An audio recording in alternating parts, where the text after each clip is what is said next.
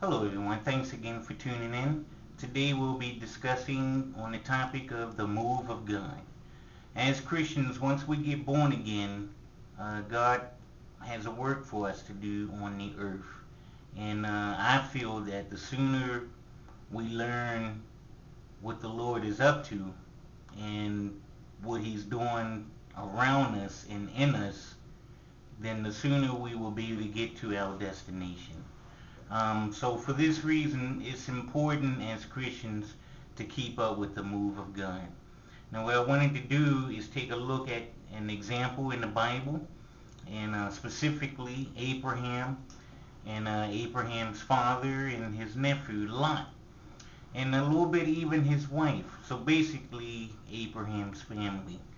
Sometimes some of the things that keep us from going on with the Lord, or keeping us from moving with the move of God, or keeping us from basically knowing what God is doing, is sometimes it's family.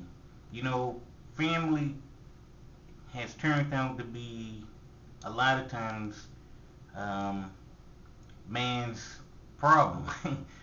uh, we have a lot of issues at times from family, especially because they know us. You know, when we're trying to keep up or do God's will, a lot of times the devil will use family to cause us to not keep up with the move of God. So I wanted to take this time and kind of just show an example in the Bible of this very thing. So turn to Genesis chapter 11, verse 26. We're going to be looking at a few verses. And so we'll start with verse 26.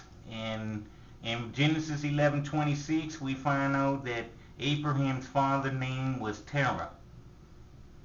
And Terah, his name means delay or station. So we can see from verse 26, it says that Terah was 70 years old when he begat Abraham. When actually he wasn't 70 when he begat Abraham. He was actually 130. And we can tell this by look at verse 32. It says that Terah was 205 years old when he died. And if you continue in chapter 12 of Genesis, verse 4, it says that Abraham was 75 years old when his father died and he left the land of Haran. So why does the Bible put Abraham as the first one, and it tells us that Abraham's father was 70? Well, sometimes in the listing of the firstborns, it's not always the listing of the firstborn, it's the listing of importance. And in Abraham's case, we know that he's the reason why the Messiah was able to come in this earth, because of the covenant that Abraham made with the Lord. So we know that Abraham was not, Abraham's father didn't beget him when he was 70. It just simply means that Abraham's father was 70 years old before he had his first child. So once again, sometimes people's names sometimes depict their lifestyle, or it depicts their character and their nature. And then Abraham's father, it depicted both. He was always behind the 8 ball. We can see from his life, he started out delaying having kids. He waited 60 years before he had Abraham. He had his first child at 60, and he had his first child at 70, and then he ended up having Abraham at 130. That's a big gap between having kids. So my point is that sometimes we have people in our lives, and this is the whole purpose of the message, is for you and I to look at the people that are in our lives. It ain't always family, but sometimes we have people in our lives that causes us to delay in us walking in the will of God. They cause us to delay in walking in the will of God and in our blessings that God have waiting for us.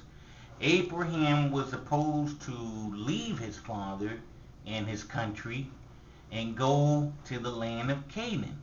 Now what we see in verse 28 of chapter 11, Abraham's father took the lead, packed up everything, and left his part of his country and went to the land of Haran. Now this is where Abraham made his mistake.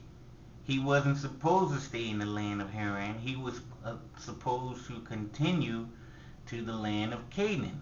Now notice the moment that Abraham's father died in Genesis 11:32, in Genesis 12:1, the Lord spoke to Abraham again. This is actually Abraham's second time being told to leave his family and to leave his country. So we know that Abraham's father was causing him to delay his blessing. And this was Abraham's father.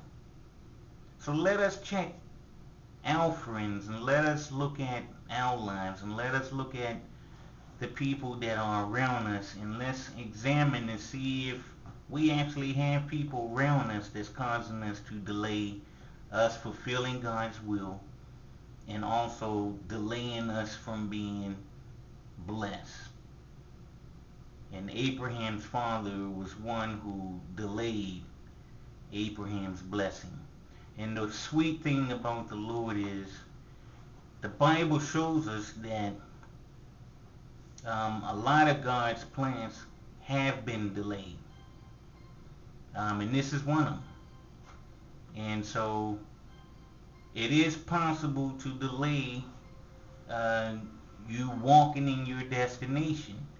But praise God, it never changes God's will. It never changes God's plan.